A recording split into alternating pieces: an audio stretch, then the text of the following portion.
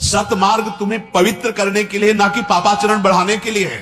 भगवान नाम समस्त पापों को नष्ट करता है। नाम संकीर्तनम यस्य सर्व पाप प्रणाशनम।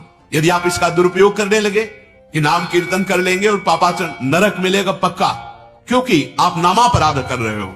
ये सतमार्ग के सूत्र, सर्वधर्मान परित्यज्य मामेकम शरणं व्रज अहम त्वाम सर्व पापेभ्यो मोक्षयिष्यामि मा शुचा। अब चलो हम भगवान की शरण में हैं और पाप भी करते जा रहे। नहीं, तुम्हें भयानक दंड मिलेगा, क्योंकि तुम सिद्धांत के विपरीत चल रहे हो। नाम का, शरणागति का, या किसी तीर्थ का, या किसी पावन पुण्य का आश्रय लेकर जो पाप करते हैं उनकी दुर्गति होती है। ध्यान रखना, ये मार्ग अब लो नशानी, अब ना नशे हो। आज तक किया माना, पर मुझे ज्ञान होते हुए भी सही ज्ञान नहीं था। आज मुझे बहुत पश्चाताप है, अब मैं नहीं करूंगा। पक्का आपको दंड नहीं मिलेगा, सारे पाप नष्ट हो जाएंगे, भगवत मार्ग में चलने का आपको उत्साह मिलेगा। जब आचार्य गुरुदेव शास्त्र कह रहे हैं ठीक से आचरण करो, यदि आप आचरणहीन रहोगे तो सत्संग, नाम जप, ये सेवा साधना, इसकी जो ऊंचाई है वो आपके अनुभव में नहीं आएगी। अगर आप शास्त्र सम्मत कर्तव्य कर्म नहीं करते, आचरण नहीं करते, तो देखो आपको 20 वर्ष बाद भी यही कहना होगा कि मुझे लाभ नहीं मिला। मेरी बात प्रार्थना मान लीजिए, ऐसा लोग कहते हैं आकर के।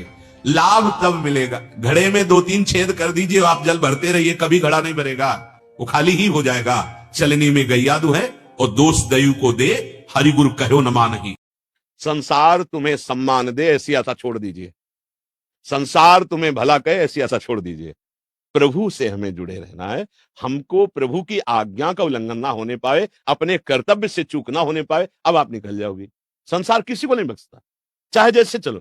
एक आदमी एक घोड़े को लेकर के जा रहा था और उसका 15-16 वर्ष का बेटा भी था। तो बेटे ने कहा मैं तो जवान हूं, चल लूंगा पैदल, आप घोड़े पे बैठ जाओ। पिताजी बैठ गए।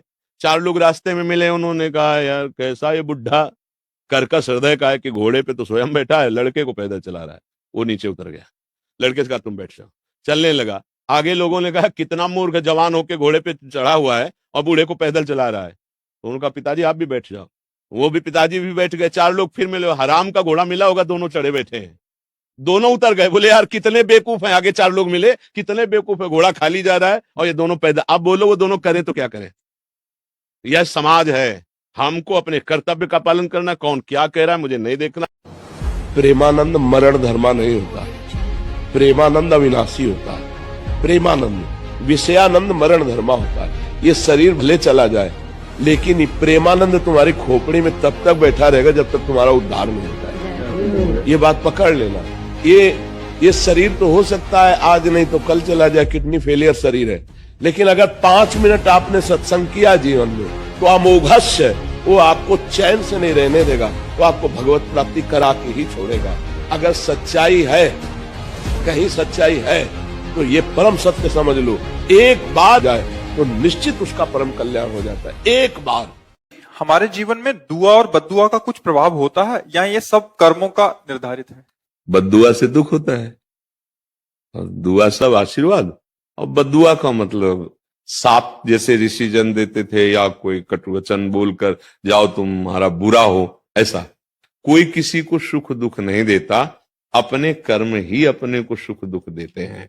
जैसे आप यहां चल करके आए, भगवान के निज जन, आज हम संत दर्शन करेंगे, आपका सच्चा कर्म बन रहा है, आप भाव से आ रहे हो, आपका मंगल होगा।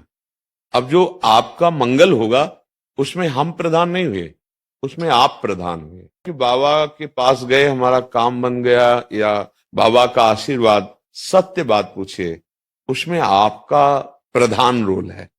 आपकी भावना, आपकी श्रद्धा, आपका आना, घंटों इंतजार करना, ये आपका सत्कर्म बना।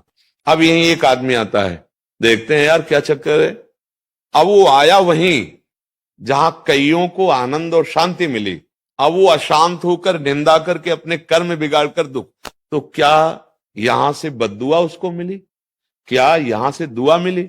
उसका कर्म ही उसे वैसे बन गया। अपना ही कर्म सुख और दुख देने वाला है। कभी मन की स्थिति ऐसी हो जाती है कि श्री जी ही हमारा सब कुछ है, पर कभी कभी ऐसा मन हो जाता है कि नाम जप में मन ही नहीं जुड़ता और हर समय एक भय सा लगता रहता है कहीं कोई गलती ना हो जाए। हाँ, ये तो कई बार सत्संग में कह चुके हैं कि मन का बड़ा विचित्र स्वरूप है। कभी इसे वैराग्य अच्छा लगता है, कभी भोग अच्छा लगता है, कभी भजन अच्छा लगता है, कभी संसार अच्छा लगता है। जब तक भगवत प्राप्ति नहीं होती, मन निर्मल नहीं होता, तब तक ये। कभी तो ऐसा होता है कि भजन में मन ही नहीं लगता, कभी थोड़ा भजन हो जाता है, कभी बहुत भजन में मन लग जाता है। तो इसका कारण है 3 गुण। जब सतोगुण होगा तो भजन में मन बहुत जोर का लगेगा, जब सतो और रजोगुण मिश्रित होगा तो थोड़ा लगेगा, जब रजोगुण और तमोगुण मिश्रित होगा तो बिल्कुल नहीं लगेगा।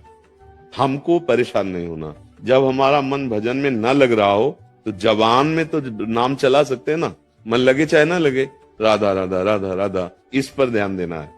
जब हमारा मन गंदी बातों में, विषय भोगों में, संसार की तरफ इसका वेग है, आप सावधान रहो, वो हमसे कुछ ऐसा न करा दे कि महीनों भजन बंद हो जाए। इसलिए सबसे ज्यादा कठिन कार्य है नाम जप करना। अगर जबान से हम नाम जपते रहे तो मोह निद्रा खत्म हो जाएगी, और जबान पे नाम है तो अंदर भी प्रकाश और बाहर भी। हाँ, तो आप समझ गए बच्चा। हाँ।